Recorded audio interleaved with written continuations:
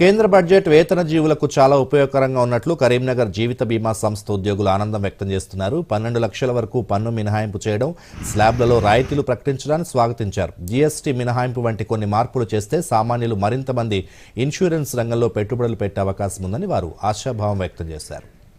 వేతన జీవులకు ఒక పెద్ద రిలీఫ్ ఉంది. దాన్ని మేము సాధిస్తా ఉన్నాము. 12 లక్షల వరకు కూడా ట్యాక్స్ లేకుండా, అదేవిధంగా న్యూ ట్యాక్స్ రెజిమ్లో స్లాబ్లలో కూడా చాలా రాయితీలు కలిగించారు. ఈ 11 సంవత్సరాల ఈ ప్రభుత్వ కాలంలో ఇది అతిపెద్ద వేతన జీవులకు ఊరటగా మనము ఇది స్వాగతిస్తా ఉన్నాం. అదే సందర్భంలో ఈ దేశంలో పట్టుపీడిస్తున్నటువంటి ఇంకో పెద్ద సమస్య ఉంది, నిరుద్యోగం అనేటువంటిది. దీనిలో ఎక్కడ ఎంప్లాయ్మెంట్ జనరేషన్ గురించి ఊస్ అనేటువంటిది ఎక్కడ మనకు కనిపించలేదు.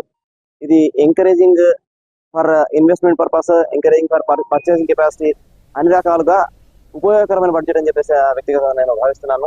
ఇంకా కొన్ని స్టెప్స్ తీసుకొని బడ్జెట్లో చిన్న చిన్న మార్పు చేసేసి బీమా రంగంలో మామూలు మధ్యతరగతి వాడు ఇంకా ఎక్కువగా పర్చేసింగ్ కెపాసిటీ, జీఎస్టీ ఎగ్జామ్షన్ అటువంటి ఇంకా బాగుంటుందని చెప్పేసి భావిస్తున్నాను.